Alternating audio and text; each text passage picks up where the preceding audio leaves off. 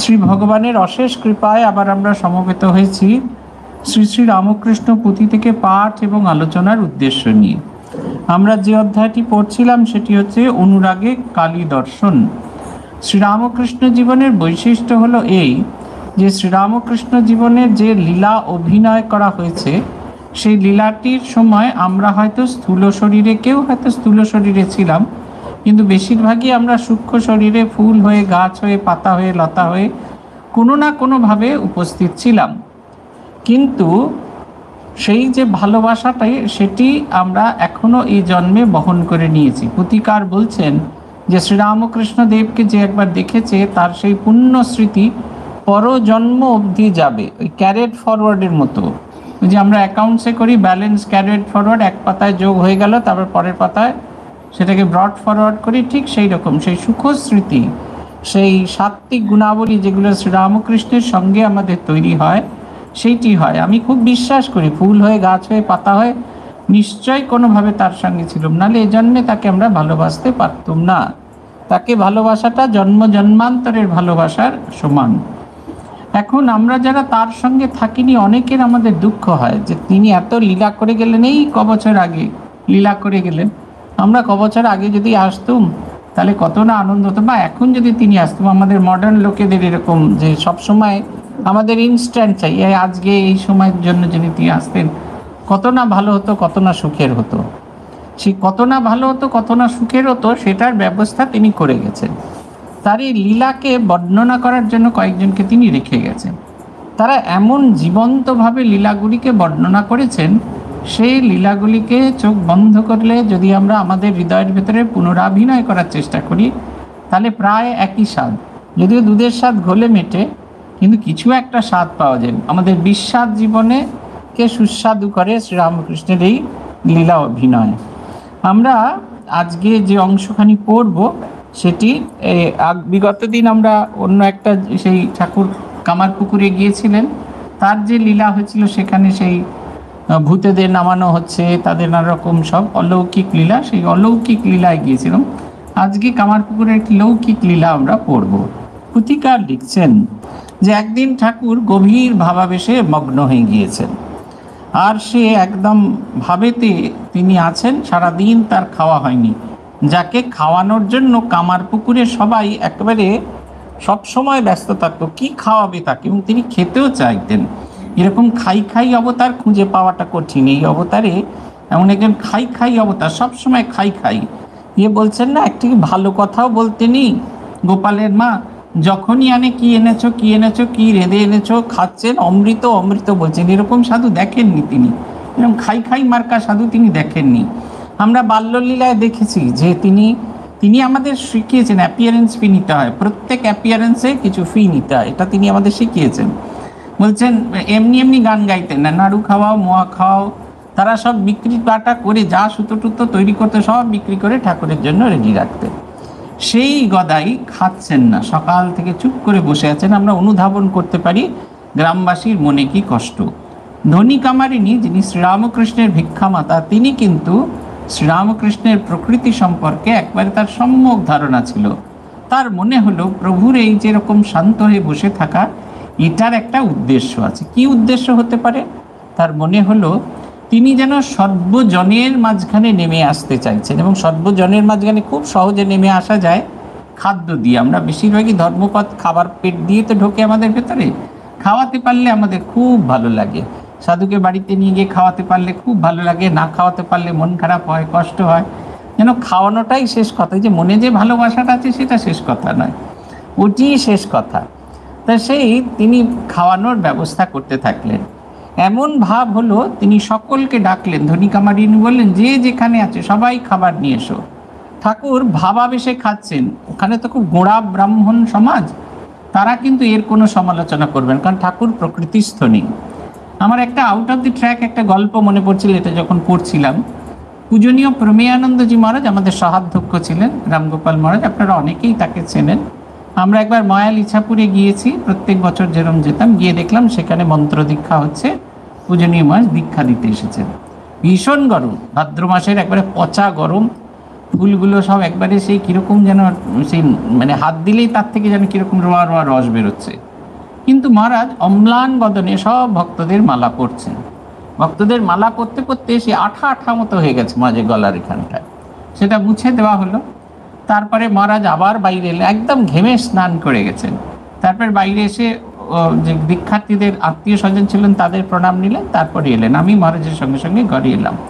মহারাজ যদি এসি না চালাতে দেন, তাই আগে আগে এসিটা চালানো ছিল। বলছেন, দেখেছো এদের কি বুদ্ধি, আগে থেকেই ঘর ঠান্ডা করে রেখেছে। জামাটা একদম ভিজে সব সব করছে, খুলে দিলেন, আমি বাইরে রোদ্দুরে শুকোতে দিলাম। গেঞ্জিটা আর পরা গেল না, উনি খুলে সেইটা আমাকে দিলেন, আমি জলে ডুবালাম আর গা ভালো করে মুছে নিয়ে আবার পরিষ্কার গেঞ্জি করলেন। আমি খানিকটা অনুযোগের সুরেই বললাম, আচ্ছা এই গরমে পচা মালাগুলো না পরলেই হয়? উনি বললেন, পচা কি গো, তুলো তো ভাব, একবার পরাবে সারা জীবন তার স্মৃতি থাকবে। সত্যি কথা, আমরা ভাবি না। শ্রীরামকৃষ্ণ সাধারণ মানুষের মধ্যখানে নেমে এলেন, সে যেই অবতার পুরুষকে খাওয়ালো, এই স্মৃতিটা সে সারা জীবন ধরে বয়ে নিয়ে যাবে। মহারাজ বললেন, মালা কোথায় গো, ওটা তো একটা ভাব, একবার গলায় পড়ালো সারাটা জীবন থাকবে। আমাদের এই স্মৃতিগুলো সত্যি সত্যি জেগে থাকে, যে মহারাজকে এরকমভাবে মালা পরানো হলো, মহারাজ এই আনন্দ করছিলেন আমার পরা মালা দেখে। আত্মস্থানজির কাছে মন্ত্র দীক্ষা নিতে এসেছেন এক অধ্যাপক। আমি সেদিনকে মহারাজের যেমন কাজ করতাম, কাজ করা শেষে এসে একটু লোক কম ছিল বলে ভক্তদের ডালা গুছিয়ে দিচ্ছি, পদ্ম ফুলের মালা নিয়ে এসছেন। সারা রাত জেগে বসে লাল সুতো দিয়ে গেঁথে নিয়েছেন। ঠাকুর আর স্বামীজির জন্য সাদা পদ্মের মালা, আর মায়ের জন্য লাল পদ্মের মালা, আর মহারাজের জন্য একটা বিরাট বড় পদ্মের মালা, গলা থেকে পা অব্দি লম্বা। এত বড় পদ্মের মালা তার ডালাতে ধরে নিয়ে একটা ওই ছোট এর মধ্যে, একটা বাস্কেটের মধ্যে সেটা রাখা হলো। তারপরে আমাকে জিজ্ঞেস করছেন, আমার খুব ইচ্ছে মহারাজ যদি মালাটা পরেন, পরে খানিকক্ষণ বসে থাকেন, পড়াটাই খুব ডিফিকাল্ট, বসে থাকাটা। আমি বললাম, আমি তো না রেগুলার সেবক নই, যারা আসবে তারা ঠিক ব্যবস্থা করে দেবে। তারপরে যথারীতি আমার খুব দেখার ইচ্ছা ছিল মহারাজের কি রিয়াকশন। যথারীতি সেবক আপত্তি করছে, মহারাজ বলছেন, পরিয়ে দাও ঠাকুরকে। তখন মহারাজকে দেখানো হলো, ঠাকুরমা স্বামীজিকেও পরিয়েছে। মহারাজ ছেলেটির মুখের দিকে খানিকক্ষণ তাকিয়ে থেকে বললেন, ও এটা তুমি পড়াতে চাইছো আমাকে, আচ্ছা পরিয়ে দাও। সেবক একটু গাঁই গুই করলে বললো, মালাটা তো আমার জন্য এনেছে। মালাটা শুধু পরানো হলো না, মালা পরানো হলো, উনি তার মাথায় ওই পবিত্র বস্তুটি স্পর্শ করালেন, সে প্রণাম করলো। পরের লোককে মহারাজ হাত দিয়ে এমনি করে আটকে রাখলেন। আশিস মহারাজ খুলতে গেছিলেন, বললেন একটু থাকুক না। তারপর ছেলেটি গিয়ে দূরে ওই পুরনো ঘরের ওই দূরে দেওয়ালের কাছে এসে বসেছে, সেও মহারাজকে দেখছেন, মহারাজ ওকে দেখছেন। তারপরে বললেন, হয়েছে দেখা, এবার খুলে দাও মালাটা। এই দেখুন, এই যে তার যে চক্ষু, আমাদের আমরা যারা দেখেছি, আমাদের কাছে এটা কত আনন্দময় স্মৃতি। যা যে পড়িয়েছে, যে নিয়ে এসেছিল, তার কাছে কত আনন্দময় স্মৃতি, সারা জীবন তার রেশ থেকে যাবে। পূজনীয় কাশীশ্বরানন্দজি মহারাজ স্বামী ব্রহ্মানন্দজি মহারাজের শিষ্য ছিলেন। আমরা যখন কলেজ পড়ুয়া অবস্থায় তাদের কাছে যেতাম, উনি একটা দারুণ কথা শিখিয়েছিলেন, তোর এখন অনেক সময় আছে, কিন্তু তোর গুরু খুব দীর্ঘদিন শরীরে থাকবেন না, তাই সব কাজ বাদ দিয়ে গুরুর সঙ্গ করবি। ওই যে স্মৃতি ভাণ্ডারটা থাকবে, যে মধুটা থাকবে, সেটাই চাটতে চাটতে তোর সারা জীবন কেটে যাবে। লিটারালি তাই এখন সে চেটে চেটেই চলেছে আর কি। কিন্তু এই যেন ঠাকুর যেন তা সাধারণের মাঝখানে নেমে এলেন, সাধারণকে একটা সুখস্মৃতি দেবেন বলে। সবাইয়ের আনন্দ, ঠাকুরকে খাওয়াচ্ছেন, যে যা পাচ্ছেন। ওখানে আর কি পাবেন, দুধ পেয়েছেন, গাছের ফল পেয়েছেন, মিষ্টি যা পাওয়া যায় তাই খাওয়াচ্ছেন। ওইখানে একজন ডোম ছিল, ঠাকুর সব খাওয়ার পরেও তখনও সবার খাওয়ানো হয়ে গেছে, তখনও তিনি চুপটি করে বসে আছেন।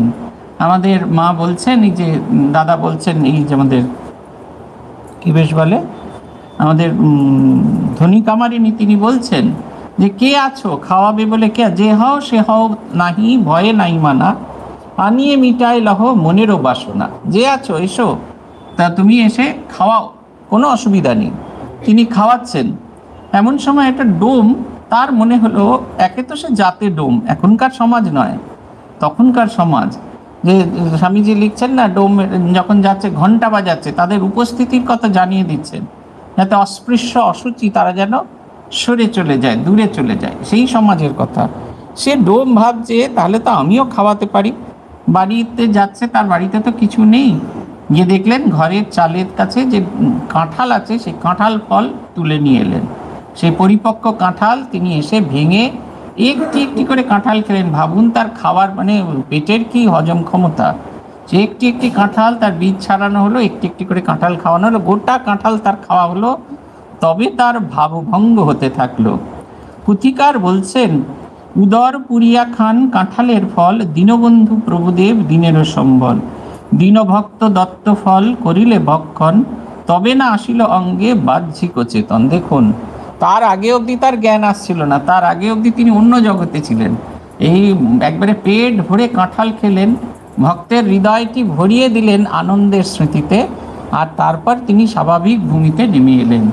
ভগবানের বৈশিষ্ট্য হচ্ছে, প্রকাশ হচ্ছে, তার কাছে আমরা যাচ্ছি কিনা তার সবচেয়ে বড় নমুনা হচ্ছে আমি আনন্দে ভরে আছি কিনা, এবং সেই আনন্দ অন্যের ভেতরে সঞ্চারিত করতে পারছি কিনা।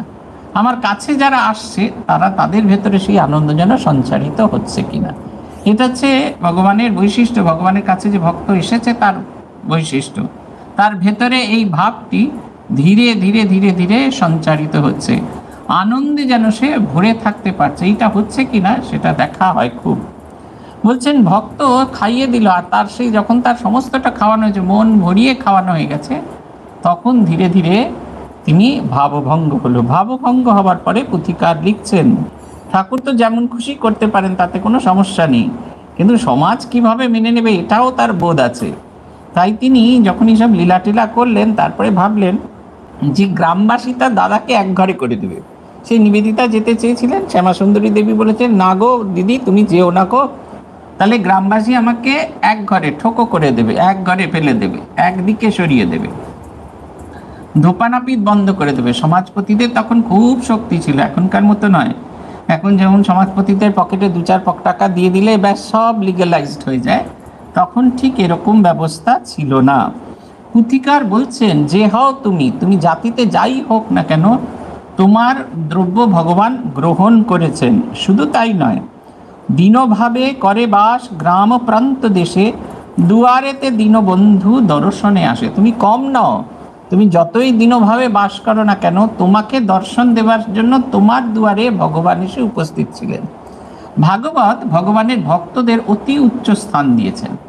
বলছেন, কোনো একটি সাধারণ স্থান ভগবানের পদরেণু যেখানে পড়ে, সেটি সাধারণ স্থান থেকে মন্দিরে রূপান্তরিত হয়। আমাদের চোখের সামনে ইট কাঠ চুন সুরকি পাথর দিয়ে তৈরি বলরাম বসুর বাড়ি, শ্রীরামকৃষ্ণ এবং তার সন্তানদের পার্শ্বদের পাদস্পর্শে সেটি রূপান্তরিত হলো তো বলরাম মন্দিরে।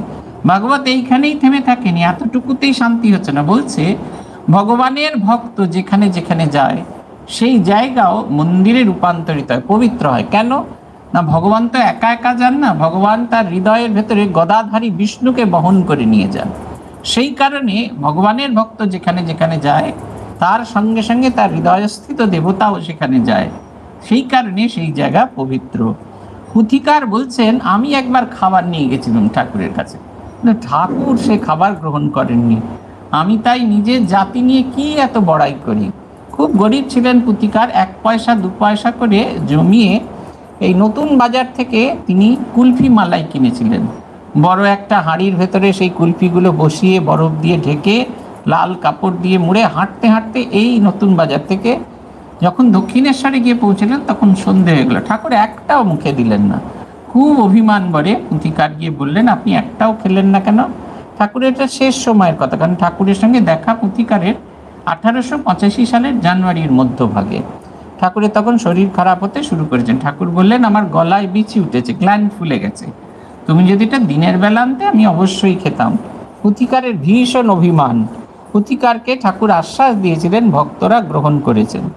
পুথিকার বলছেন, ঠাকুরের যে বংশে জন্ম, সেই বংশের এটা নিয়ম, তারা অন্যত্র অন্য ব্রাহ্মণ ক্ষত্রিয় এতর কোনো জাতির দান গ্রহণ করেন না। এমনকি যে সমস্ত ব্রাহ্মণরা শূদ্রদের যজন যাজন করতেন, সেই ব্রাহ্মণদের কাছ থেকেও তিনি তার বাবা কিছু গ্রহণ করতেন। এটা কোনো ঘৃণা থেকে নয়। ব্রাহ্মণ ক্ষত্রিয় বৈশ্য এরা সমাজে আছে, আর শূদ্র এই 3 বর্ণের সেবা করে। অতএব তার কাছে অর্থ খুব কম আছে, তার থেকে যদি অর্থ কিছু নেয় ব্রাহ্মণ বলে, তাহলে তার বেঁচে থাকার আর কোনো সাধন থাকে না।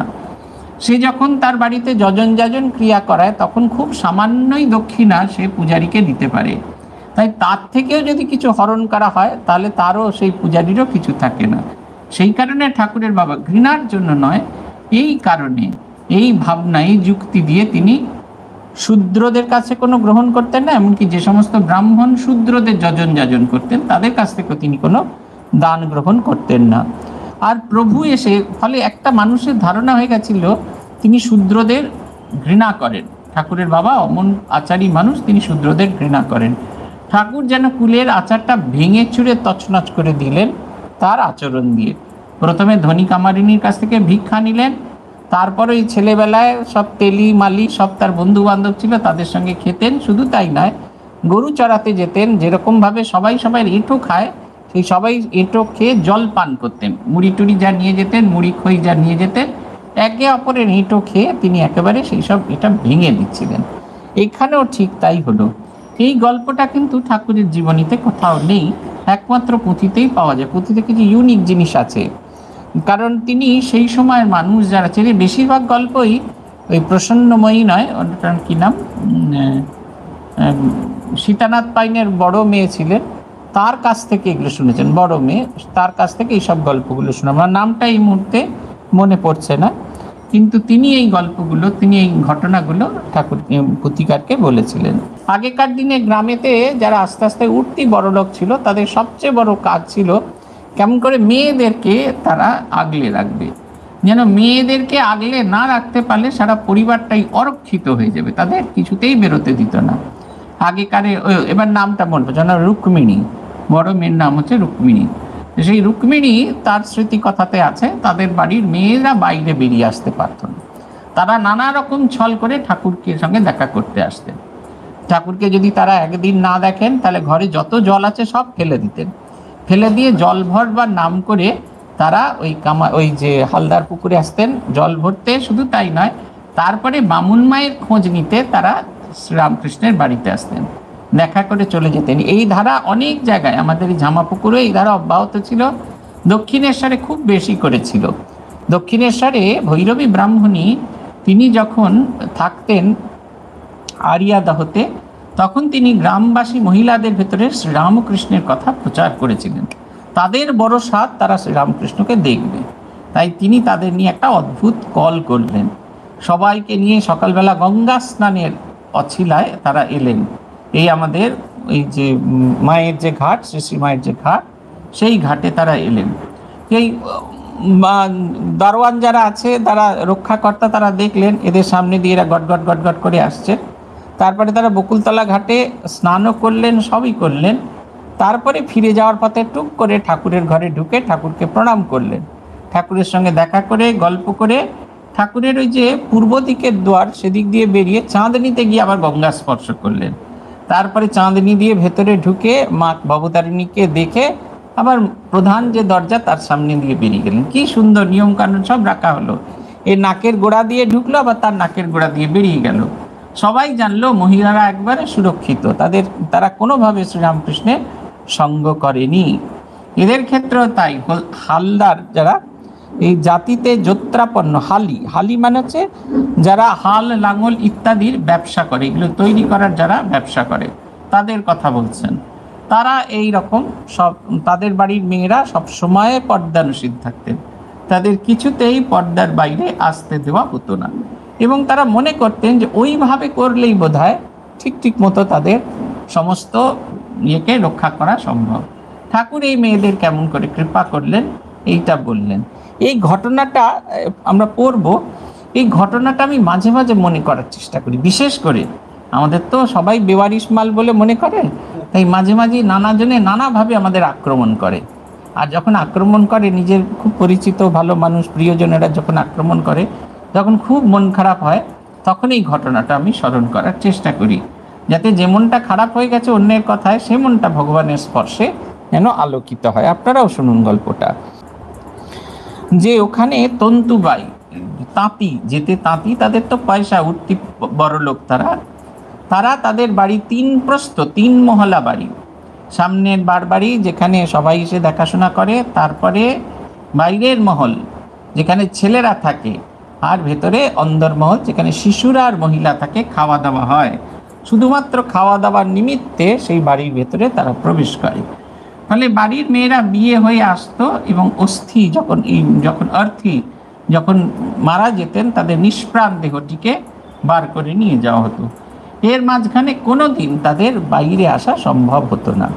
ঠাকুর একদিন তার বন্ধু বান্ধবদের সঙ্গে আড্ডা মারতে মারতে শুনলেন ওই বাড়িতে অনেকের বিয়ে হয়েছে। তাদের বাড়ির ছেলেদের তিনি বললেন, হ্যাঁ গা, তোমরা কে কেমন বিয়ে থা করলে? তারা তো খুব একটা উপেক্ষার দৃষ্টি দিয়ে তাকালেন, যাই বিয়ে করি না কেন তোমাকে আর তাদের দেখতে হবে না।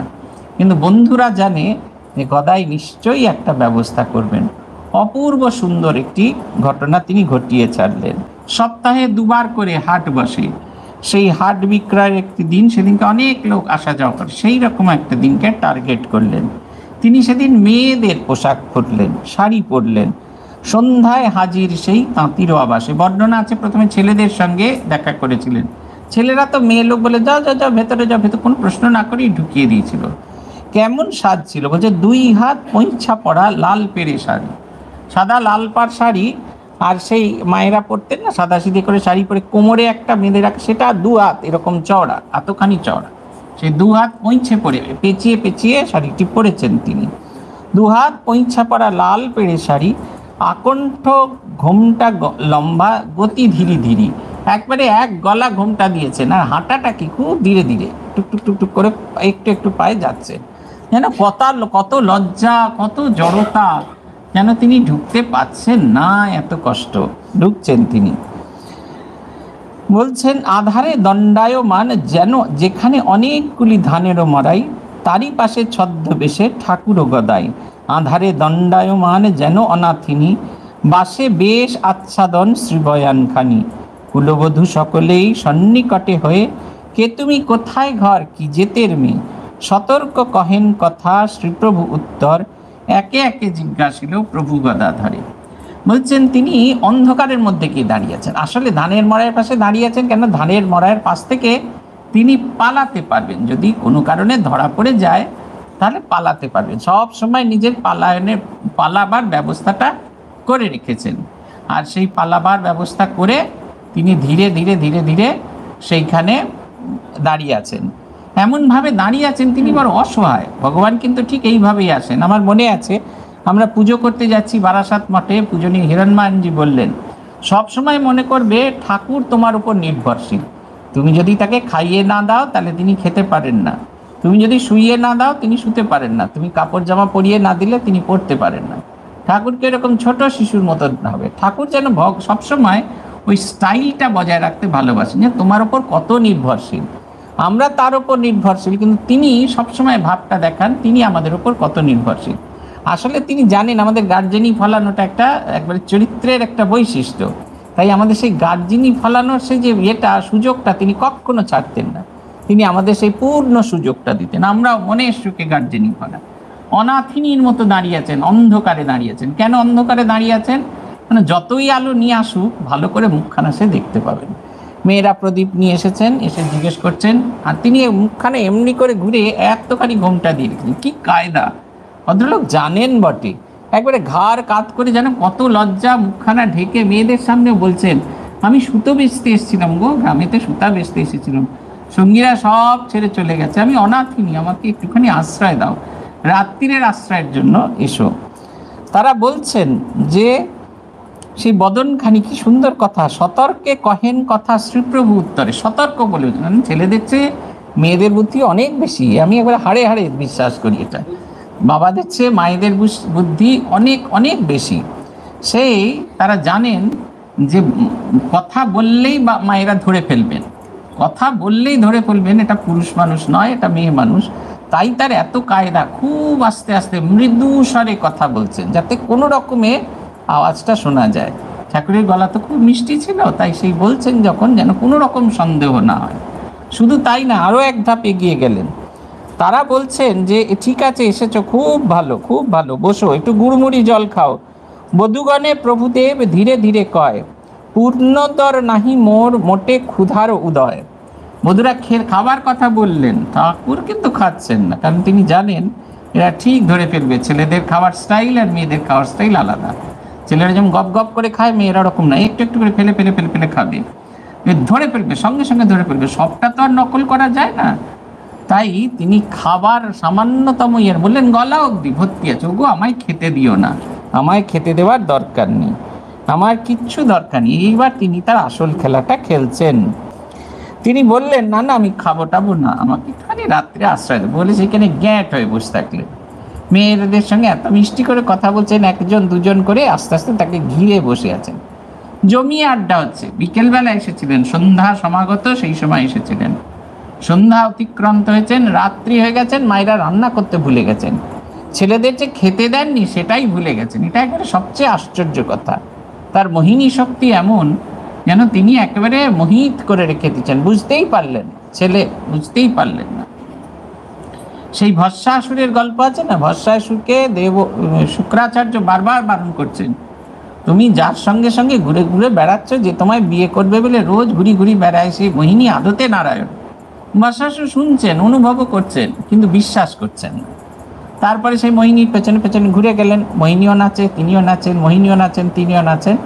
অবশেষে মোহিনী নাচতে নাচতে তার বেণীটিকে স্পর্শ করলেন। ভস্মাসুর ভুলেই গেলেন তিনি যে বর পেয়েছিলেন, তিনিও তার চুলটিকে স্পর্শ করলেন। মুহূর্তের মধ্যে ভস্ম হয়ে গেলেন।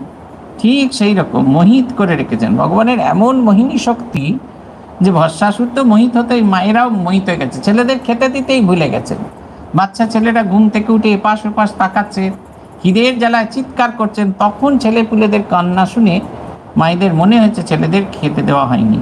ঠাকুরের সঙ্গ তারা ত্যাগ করতে চাইছে না। ছুটতে গিয়ে যেমন করে বাজ পাখি ধরে, ঠিক সেরকম করে বাচ্চাটাকে ধরে তার দুধের বাটি ঝিনুক নিয়ে ঠাকুরের কাছে এসে বসে আছেন। ঠাকুর বলছেন, ওগো দাও দাও, আমায় দাও। নিয়ে তিনি বসে সেই বাচ্চাকে ঝিনুক বাটিতে করে দুধ খাওয়াচ্ছেন। আপনাদের অনেকেই ঝিনুক বাটিতে দুধ খান, তাই জানেন না, মায়েরা বোধহয় কেউ কেউ জানেন। এখানে ঝিনুক বাটিতে করে দুধ খাওয়াতে গেলে যেই খাওয়া নেয় খানিকটা দুধ আবার বেরিয়ে আসে, তখন মায়েরা বাঁ পাটা নাচান, ওই নাচিয়ে নাচিয়ে খাওয়াটাকে বদলে গঁদলিয়ে গঁদলিয়ে খাওয়া। ঠাকুর ওরকম নাচিয়ে নাচিয়ে বাচ্চাটাকে খাওয়াচ্ছেন, খাওয়ানোর চেষ্টা করছেন, দুধ পেটে ঢুকছে, আবার বেরিয়ে আসে, আবার ঢুকিয়ে দেওয়ার চেষ্টা করছেন। চলছে নিরন্তর প্রসেস। আর তিনি গল্প করছেন, আড্ডা মারছেন। রাত হয়ে গেছে দেখে মেয়েরা ভাবছেন আর কোনো উপায় নেই, এবার উঠতেই হবে, রান্না বান্না করতে হবে। কিন্তু তারা দেখছেন ঠাকুরের মুখে একটা অদ্ভুত হাসি। পুথিকার বর্ণনা করছেন, দেখেন শ্রী প্রভুর মুখে মৃদুমন্দ হাস, জোরেও হাসছেন না, মিষ্টি মিষ্টি করে হাসছেন না, সে যে ঠোঁট টিপে হাসি সেরকম ঠোঁট টিপে হাসছেন, ওই রকম যেরকম যে হাসেন ওই রকম, ছবিতে যেরকম আছেন ওই রকম অদ্ভুত একটা হাসি হাসছেন। পুথিকার লিখছেন, এমন সময় রামেশ্বর দাদা খোঁজ করতে বেরিয়েছেন। খোঁজ করে বেরোচ্ছেন, নানা জনকে জিজ্ঞেস করছেন। যখন কোথাও খুঁজে পাচ্ছেন না, তখন তিনি চিৎকার করে গদাই গদাই করে ডাকছেন। তার সেই চিৎকারের ভেতরে গদাইয়ের প্রতি তার যে ভীষণ রকমের ভালোবাসা, সেই ভালোবাসা যেন ঝরে ঝরে পড়ছে।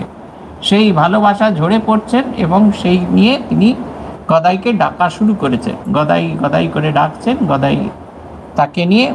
তখন তিনি বলছেন, দাদা আমি এখানে, ডাকো কেন? বলছেন, কি সুন্দর কথা, ওগো দাদা আমি হেতা, কেন উচ্চাটন, ভয় পাচ্ছ কেন, চিৎকার করছো কেন, আমি তো এখানে আছি, কেন এরকম চিন্তা করছো? যে মুহূর্তে বলা আর তিনি পালিয়ে যাচ্ছেন, লীলা প্রসঙ্গে বর্ণনা আছে, তার সেই সব সাজ খুলে গেছে।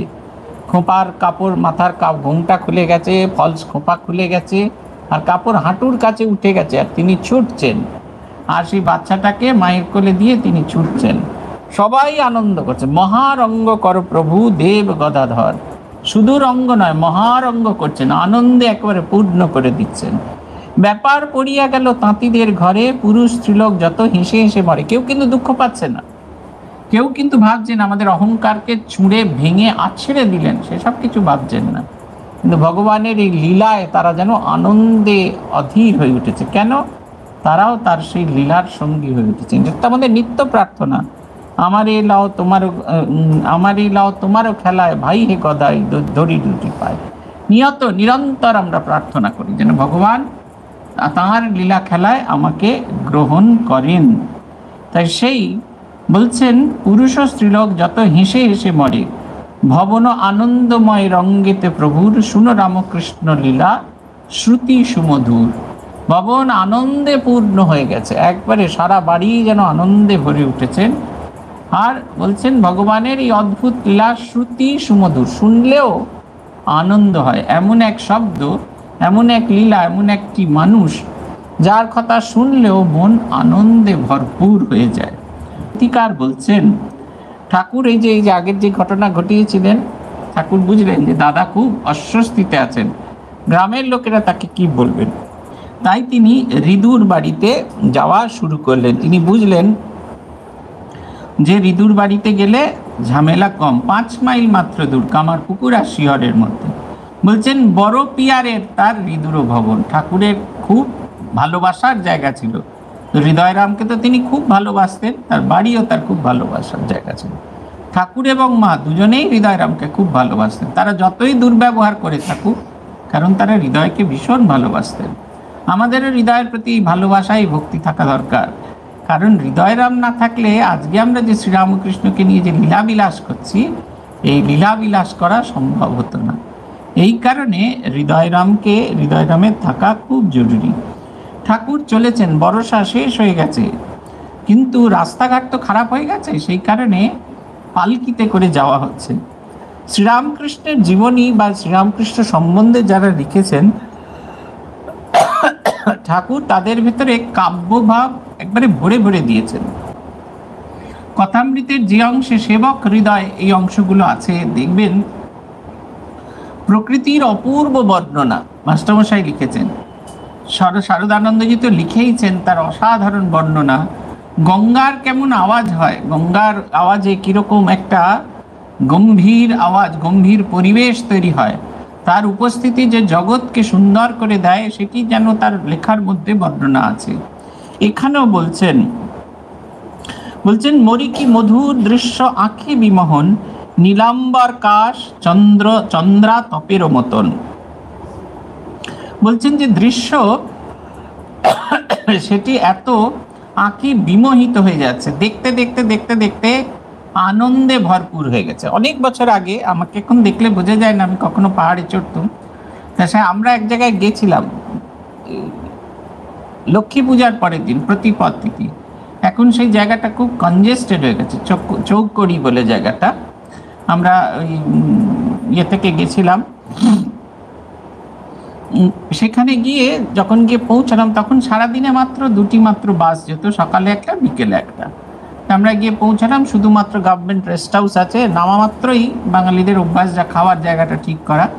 দেখা গেল এই রেস্ট হাউসের অপোজিট দিকে, তখন রেস্ট হাউসে খাওয়ার ব্যবস্থা ছিল না, অপোজিট দিকে একজন খাবার দাবার তৈরি করেন কিন্তু তিনি বললেন যা খাবার 5টা 5:30টার মধ্যে খেয়ে নিতে হবে, কারণ সে দোকান বন্ধ করে নিচে তার বাড়িতে, গ্রামের বাড়িতে ফিরে যাবে। তাই সই আমরা তাড়াতাড়ি করে খাওয়া দাওয়া করে এসে বাড়ির বারান্দায় এসে বসেছি। এই কোজাগরী পূর্ণিমার যে আলোটা, সেটা খানিকটা সেই সিল্কি আলো মনে হয়, যেন একটা যেন সিল্ক ঝরানো আছে। ওখান থেকে দেখা যাচ্ছে নন্দাঘুন্টি, নন্দাকোট, পঞ্চচল্লী আর ত্রিশূলের পেছন দিকটা। সন্ধ্যাবেলা হলো, আর সেই বর্ষার পরের মেঘ তো, সেই পাতলা মেঘ, তার ভেতর দিয়ে চাঁদের আলো যেন আসছে, আর সেই চাঁদের আলো, সেই সিল্কের আলো পড়েছে সেই পাহাড়ের চূড়াগুলোর ওপর। আমরা অবাক বিস্ময়ে হাঁ করে তাকিয়ে দেখছি। সেই 5টার সময় খেয়ে দিয়ে এসে বসেছিলাম, রাত্রি 9টা বেজে গেছে, তখনও আমাদের কোনো হুঁশ আসছে না। হাঁ করে তাকিয়ে সেই প্রকৃতির শোভা দেখছি। এই যে দেখাটা, ওই যে দেখে আনন্দ পাওয়াটা, দেখছি জাগতিক সব কিছু ভুলে গেছি, এই যে আনন্দটা পায়, চোখ যে আনন্দ পায়, সেই আনন্দটাকে বলছে বিমোহিত দৃষ্টি। মোহিত হয়ে গেছে, বিশেষ রূপে মোহিত হয়ে গেছে, এমন মোহিত হয়ে গেছে স্থান কাল পাত্র সব কিছু সে ভুলে গেছে। তাই বলছেন এত সুন্দর আকাশ, নীল আকাশ, বর্ষার হয়ে গেছে, সব মেঘ যা ঝরে গেছে, পাতলা সেই তুলার মতো মেঘ ভেসে যাচ্ছে, তার চেয়েও বড় কথা পরিষ্কার নীল আকাশ দেখা যাচ্ছে। আর সেই নীল আকাশ দেখে তার ভীষণ রকম আনন্দ, মনে হচ্ছে যেন মাথার ওপর কেউ চাঁদোয়া রেখেছে। বিস্তৃত ধানের ক্ষেত, হরিত শ্যামল, নবীন ধানের গুচ্ছ গুচ্ছাদি সকল, দোলাদুলি কোলাকুলি আন্দোলিত বায়, ধীরে ধীরে গায় গীত তাদেরও ভাষায়। কি সুন্দর বর্ণনা!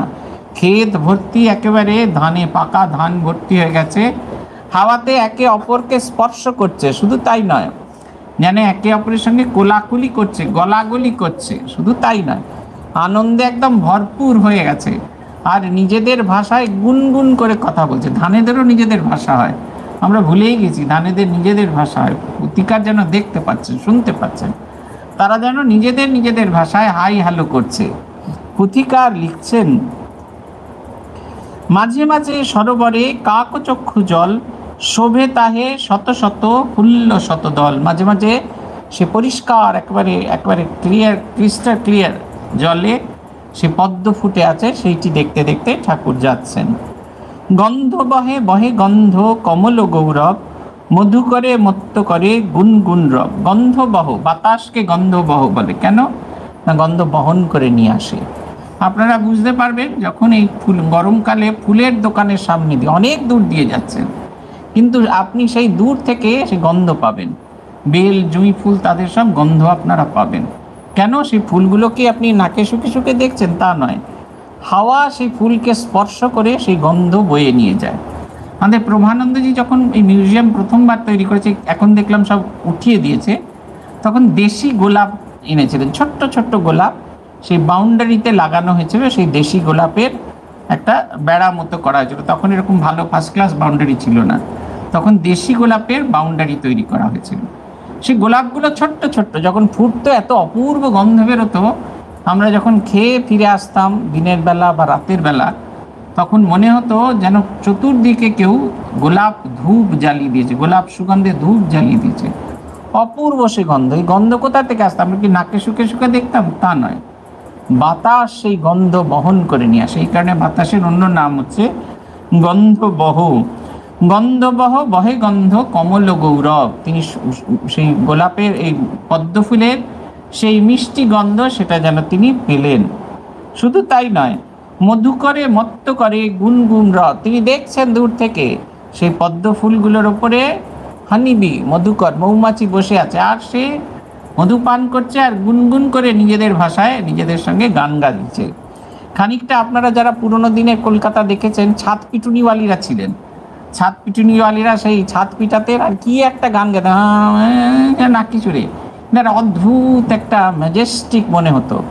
ইদানিং যদি এইসব জায়গায় দেখা যায় যেখানে কুলিরা সব জিনিস তোলে, তারা সেই গান গায়। আবার আর যে ইংরেজি কবি, তারাও দেখেছেন সেই সলিটারি রিপার, সে একা একা সেই ক্ষেতের মধ্যে কাজ করে চলেছে, অদ্ভুত একটা গান গাইছে। কবি পাশ দিয়ে যাচ্ছে, কবি বলছেন, কবি তার জীবনীকারা, কবি যারা গ্রন্থ রচনা করে জীবনী রচনা করেছেন, তারা বলছেন তিনি যে মেয়েটিকে দেখেছিলেন সে কেল্টিক জাতিভুক্ত মেয়ে। তারা বহু বছর, কয়েক শত বছর ধরে ব্রিটিশদের সঙ্গে যুদ্ধ করছে। প্রতি যুদ্ধে তারা পরাভূত হয়, আর সেই পরাজয়ের গ্লানি বংশ পরম্পরায় সকলের ভেতরে চলে যায়। তাদের হাঁটা চলা, কথা বলা, তাদের গান গাওয়া, সব কিছুর মধ্যে সেই মেলাঙ্কালিনেসটা, সেই বিষাদের সুরটা লেগে থাকে। কিন্তু সেই গান যতই বিষাদময় হোক, সে গাইছে। কেননা তার সাথে কাজের যে ভার, সেটাকে যেন সে লাঘব করছে। মধুকররাও গান গাইছে, যে মধু প্রোডাকশন, সেই সারবস্তু গ্রহণ করছে, আকরিক জিনিস গ্রহণ করছে, আর গান গাইছেন। ওই টানতে যে কষ্ট হচ্ছে, সেটুকু যেন তারা কম করার জন্য নিজেদের ভেতরে গুনগুন রবে গান গাইছেন। ঠাকুর পালকিতে বসে বসে শুনছেন, ভেবে দেখুন কি কাণ্ড। বলছেন, ঊর্ধ্বে গতি বকপাতি অতীব বাহার, নীলিমা শূন্যের গলে মুকুতার হার, প্রকৃতির প্রদর্শনী পল্লীর প্রান্তরে, দেখেন বসিয়া প্রভু শিবিকা ভিতরে। দেখছেন এক ঝাঁক সাদা বক উড়ে যাচ্ছে নীল আকাশের ভেতরে, যেন মনে হচ্ছে প্রকৃতি মাকে কেউ একটা মুক্তোর হার পরিয়ে দিয়েছে। সেই মুক্তোর হার পরানো প্রকৃতিকে তিনি দর্শন করছেন, ঠাকুর দেখছেন আর মোহিত হয়ে যাচ্ছেন। এবার যে ঘটনাটা বলবো সেটা দিয়ে শেষ করবো আমরা। ঠাকুর যাচ্ছেন, দেখতে দেখতে হঠাৎ দেখলেন তার শরীর থেকে দুটি বালক বেরিয়ে এলো, অল্প বয়সী ছেলে। তারা হাসছে, নাচছে, গাইছে, তারা ধরে ঠাকুরের সঙ্গে মজা করছে। তারপরে ছুটতে গিয়ে তারা সেই ক্ষেতের মধ্যে তারা লুটোপুটি খাচ্ছে, আবার কখনো তারা রাস্তায় উঠে আসছে, আবার তারা বহু দূর চলে যাচ্ছে। ঠাকুর সেই দেখছেন, বলছেন, কভু মৃদু মন্দ কভু দ্রুত গতি যায়, শিবিকার বহির্ভাগে প্রমত্ত খেলায়। সেই পালকির বাইরে তারা খেলায় মত্ত, এমন মত্ত, প্রমত্ত শব্দটা বলছেন। প্রমত্ত শব্দ মানে যে অবস্থায় তার নিজের কোনো বোধ থাকে না। যখন আমরা সুরাপান করি, আমাদের সব বোধ আছে, কিন্তু we lost our own control. আমরা নিজের ওপরে যে আমাদের যে কন্ট্রোলটা থাকে সেটা হারিয়ে ফেলি। বুঝতে পারছি গোলমাল করছি, কিন্তু ফিরে আসার উপায় নেই। ঠিক সেই রকম যেন প্রমত্ত হয়ে গেছে নিজেদের খেলায়। তারা কখনো সেই শিবিকাটিকে ধরে আছে, কখনো নিজেদের খেলায় ব্যস্ত। কবু ছোটাছুটি খেলে হাস্যপূর্ণাননে, কবু হুটাপুটি বন্য ফুল আহরণে। তারা ছুটাপুটি করছে, কখনো তারা বনের ফুল তুলছে, কখনো তাই নিয়ে মজা করছে, কখনো প্রান্তর মাঠে বহু দূর যায়, কবু শিবিকার পাশে আসে পুনরায়। কখনো সেই এটা ছেড়ে দূরে মাঠের মধ্যে গিয়ে খেলছে, আর সেই খেলার সাথে এই পালকির যে পেস, পালকির যে গতি, সেটাকে তারা যেন ফলো করছে। আবার এসে তারা পালকির কাছে এসে দাঁড়াচ্ছে। কবু বালকের মতো বালকও যেমন হাস্য পরিহাস সহ কথোপকথন। একে অপরের শুধু গল্প করছে না, যেমন ছোট ছেলের সাথে গল্প করে, ঠিক সেরকম ভাবে ঠাকুরের সাথেও তারা গল্প করছেন। একটা সময় তারা ধীরে ধীরে ধীরে ধীরে তাদের সমস্ত বালকীয় চেষ্টা ছেড়ে দিয়ে যেখান থেকে উদ্ভব হয়েছিল ঠিক সেইখানে প্রভুর কাছে ফিরে এলেন। ঠাকুরের একটা দিব্য দর্শন হলো। ভৈরবী ব্রাহ্মণী যেদিন প্রথম দক্ষিণেশ্বরে এসেছেন, শ্রীরামকৃষ্ণদেবকে তিনি বললেন, তাকে দেখে মনে হচ্ছে যেন নিত্যানন্দ এবং শ্রীচৈতন্য একসঙ্গে, নিত্যানন্দের খোলে শ্রীচৈতন্যদেব যেন আবির্ভূত হয়েছেন। ঠাকুর তাকে বললেন, লোকে বলে আমার যেন তো মাথা খারাপ হয়েছে, কিন্তু আমার কিন্তু এরকম একটা দর্শন হয়েছিল বলে এই ঘটনাটা তিনি ভৈরবী ব্রাহ্মণীকে বলেছিলেন। ততদিন অবধি যাকে যাকে তিনি এই গল্পটা বলেছেন সকলেই ভেবেছিল ঠাকুরের একটু স্ক্রু ঢিলে হয়ে গেছে। এখনো আমরা ভাবি ঠাকুরের স্ক্রুটা ঢিলা, আমাদের নিজেদের স্ক্রুগুলোকে টাইট করতে হবে সেটা বুঝতে পারি, কিন্তু সবসময় ভাবি ঠাকুরের স্ক্রুটা একটু ঢিলা আছে। আর যারা একটু ঢিলার মতো কাজ করে তারা তো ঢলঢলেই আর কি। ঠাকুর তাকে বললেন, ভৈরবী ব্রাহ্মণীকে, জানো তো আমি এরকম দর্শন করেছি, কিন্তু যাকেই বলি সে আমাকে পাগল বলে। ভৈরবী বলছেন, না না, তুমি ঠিক ঠিক দর্শন করেছিলেন। শ্রীরামকৃষ্ণ দেব যেন নিজের ভেতরের সেই জিনিস দেখলেন। কি দেখলেন, এই দর্শনের ব্যাখ্যাটা কি? শ্রী চৈতন্যদেব নিত্যানন্দ মহাপ্রভুকে দিয়ে গেছিলেন আগামী যে অপামর ভক্তগণের ভেতরে ভগবানের কৃষ্ণ নাম প্রচার করার দায়িত্ব দিয়ে গেছিলেন। নিজে সন্ন্যাসী হয়েছিলেন, কিন্তু নিত্যানন্দ মহাপ্রভুর বিয়ে দিয়েছিলেন। কালনায় সে বাড়ি আছে যেখানে নিত্যানন্দ মহাপ্রভুর বিয়ে হয়েছিল।